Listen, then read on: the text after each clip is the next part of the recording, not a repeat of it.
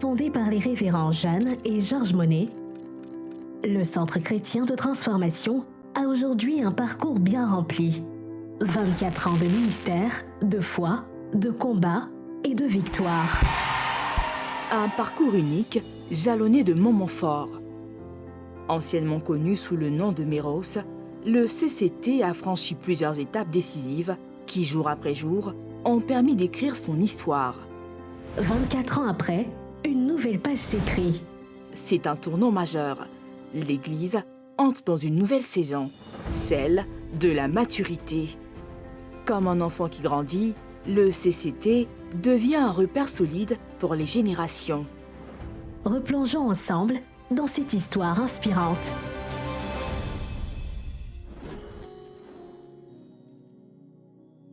Bienvenue, Merci, installez-vous. merci. Nous connaissons tous la révérende Jeanne Monnet aujourd'hui. Elle vient bien de quelque part. Donc ensemble, on va essayer de revisiter une sorte d'album photo. Vous allez nous parler de votre expérience. On peut y aller. D'accord, donc je vous remets la tablette. Merci beaucoup. Quand vous regardez cette première image, qu'est-ce qu'elle vous évoque? Cette première image m'évoque les débuts, le commencement. La Bible déclare de ne pas négliger les faibles commencements. Et moi, mes commencements étaient justement des commencements faibles. Parce que par la grâce du Seigneur, une cellule m'a été confiée. Et c'est au travers de la cellule que l'expression pleine de ce que le Seigneur allait faire au travers de moi s'est manifestée. Au départ, lorsque la cellule m'a été confiée, je n'étais pas censée en être l'actrice principale. J'étais censée l'accueillir chez moi. Et pour une raison ou pour une autre, je me suis retrouvée à devoir animer la cellule en un temps tellement record que j'avais l'obligation de me mettre moi-même dans les dispositions de pouvoir l'assumer. C'était à notre domicile, notre terrasse. Nous avions commencé la cellule à 5 personnes, donc mon époux et moi. Et nos deux premiers enfants qui étaient vraiment tout petits et donc une personne qui était avec nous. Nous avons commencé à 5 comme ça. La semaine d'après, ça a été 8. Et c'est parti, on ne s'est plus arrêté jusqu'à aujourd'hui. Là, vous avez parlé de votre époux. Et ça a été facile quand vous lui avez dit « on va faire une cellule à la maison », il a tout de suite accepté? Il est le témoin de mon appel. Elle avait commencé déjà à avoir des visions, à faire des révélations prophétiques. Et moi, j'étais le reporter. Et souvent dans la nuit, à 2 heures du matin, elle est sous onction. Et oui, elle est sous onction. Elle commence à dire des paroles que le Seigneur lui révèle. Et moi, je prenais mon carnet, qui était déjà prêt, et puis je commençais à prendre note. Je crois que le Seigneur l'avait préparé. Le Seigneur aussi avait préparé son cœur à être cet appui fidèle là, à mes côtés. J'étais dans une parfaite symbiose avec elle et j'accompagnais. Et c'est pour cela d'ailleurs que le Seigneur a été très à l'aise. Et quand effectivement il avait posé la question à sa servante de me dire il veut travailler avec sa fille, est-ce que je suis d'accord? Il est poli, hein, le Seigneur. C'était pas facile. Non, c'était pas facile. Parce que ça nous donnait d'avoir quasiment de nuit blanche, mais le matin, il fallait travailler. Et elle travaillait. Elle travaillait dans une entreprise normale.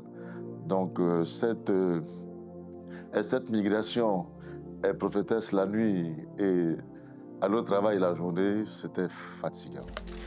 Effectivement, votre époux a été d'un appui très important.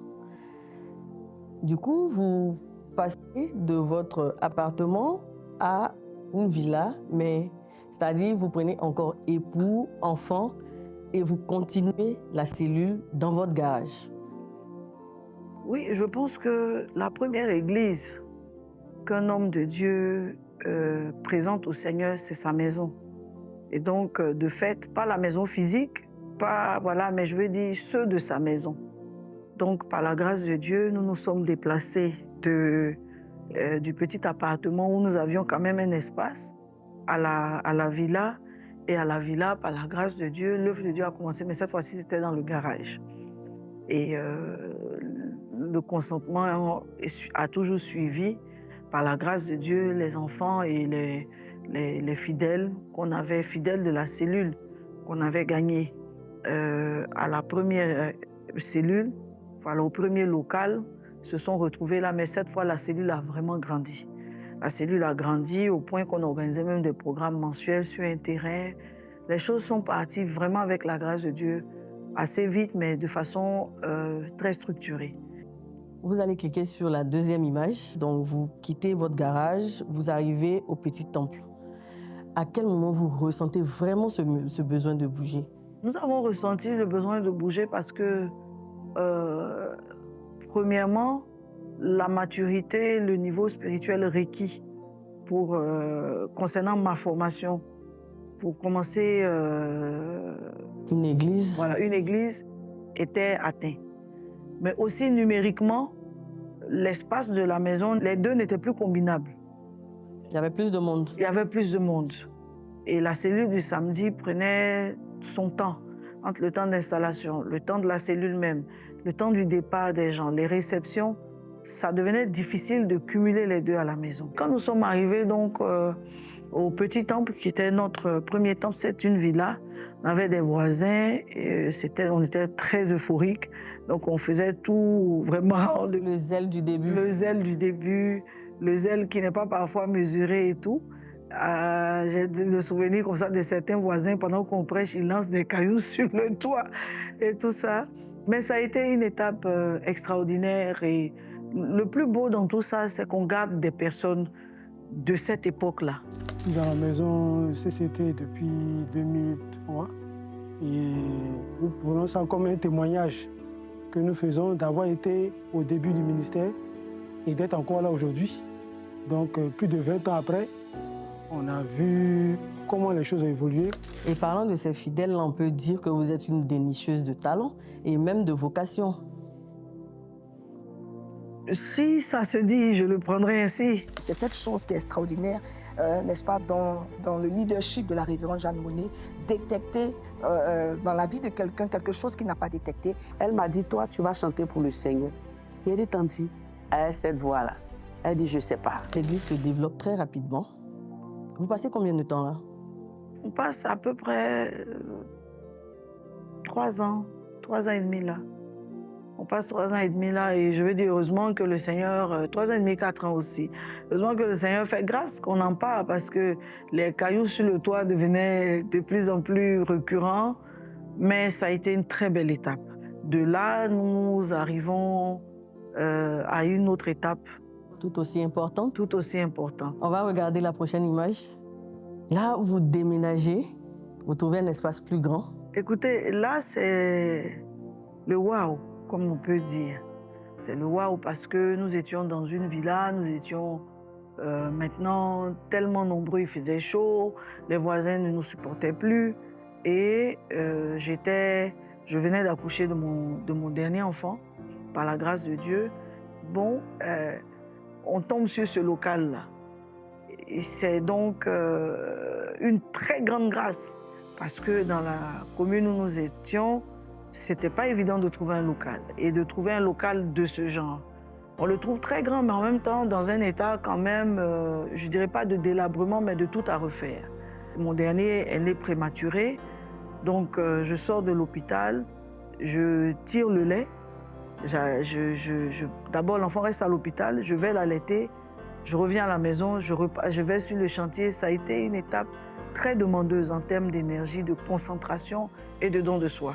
On va commencer flottant dans cet espace parce que nous, on vient d'un petit coin quelque part là-bas, on arrive, on tombe sur un endroit très large, on s'installe, on commence et là, le Seigneur fait sa part en ajoutant jour après jour de nouveaux membres, de nouveaux fidèles. L'Église se consolide et c'est notre point d'explosion, voilà si on peut le dire. On parle actuellement de votre force de caractère qui éblouit, qui épate. On suppose que ça n'a pas toujours été un long fleuve tranquille. En tant que femme, épouse et mère, quand même de 5 enfants, cumuler les fonctions d'épouse, de mère, d'enfants qui sont tous à l'école et de pasteur, sollicités par les fidèles, ce n'était pas facile. Mais je n'exclurai pas le point du fait du ministère de la femme, qui m'a valu aussi certains grands combats, le fait de certains de mes choix, y compris de ceux de mon mari, qui m'ont valu aussi des combats, parfois à prendre de très gros coups. Des coups durs, on pourrait dire. Des coups durs. Des coups durs qui visaient parfois l'objectif même d'éclater la famille et le ministère. Mais Dieu a fait grâce. Et c'est dans ce temple à Marguerite TSF que le déclic du changement de nom se fait.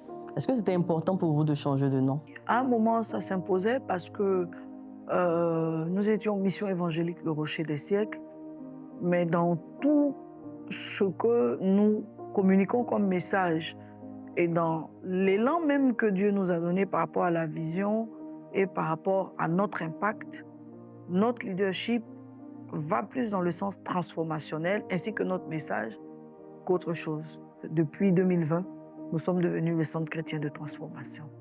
Vous allez cliquer sur la dernière image. 19 ans après avoir aménagé dans le temple actuel à Marguerite TSF, Oui. vous vous déplacez encore une fois. Cette fois, vous quittez carrément Marcory, parce que vous êtes quand même resté à Marcory dans plusieurs endroits. Depuis le début. Depuis le début. Mais là, vous quittez carrément Marcory. Vous allez, comme diraient les Ivoiriens, de l'autre côté du pont, à Fékessé. Comment naît ce rêve, cette vision? 2007, je suis en Israël et je découvre que le premier sigle des chrétiens, avant d'être la croix, c'est le poisson, ictus. À cette époque-là, je me dis intérieurement, si un jour Dieu m'accorde la grâce de bâtir un temple, ça sera donc en l'honneur de l'Église primitive, de cette étape des premiers chrétiens qui ont vraiment pris sur eux, mais également qui ont été aussi les précurseurs d'un mouvement nouveau, n'est-ce pas, qui s'est imposé et qui a survécu. Quelques années plus tard, effectivement, l'Église acquiert cette parcelle. Il faut donc que le poisson naisse. 2017, un rêve est lancé. Construire le nouveau siège des églises CCT. 10 000 mètres carrés de parcelles acquis. 8 ans plus tard, ce rêve devient réalité. 4 bâtiments pour 4 missions. Un espace dédié aux jeunes et à l'école du dimanche, bientôt achevé. Un centre pour les bureaux pastoraux et les retraites spirituelles. Une cafétéria et espace de récréation. Et le cœur du site, le grand temple des adultes.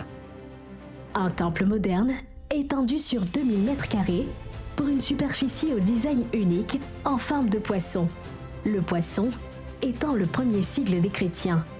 Plus de 2000 places assises à l'intérieur pour plus de 10 000 à l'extérieur pour accueillir la foi, la louange et l'espérance. Quel est le sentiment qui vous anime en ce moment? Le sentiment qui m'anime est un sentiment de grande émotion. Je bénis Dieu. Je crois que, comme la Bible dit, David avait souhaité bâtir le temple.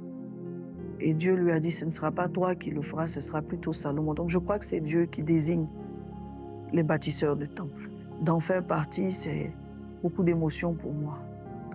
Mais également, de bâtir à un moment où mon père et ma mère, mes géniteurs, ne sont plus. C'est un grand pincement dans mon cœur parce que j'aurais aimé. Ils ont été heureux de voir Dieu utiliser leur fille. Je suis très reconnaissante. J'aimerais dire merci à Dieu. J'aimerais dire merci à l'Église. Notre communauté n'a pas...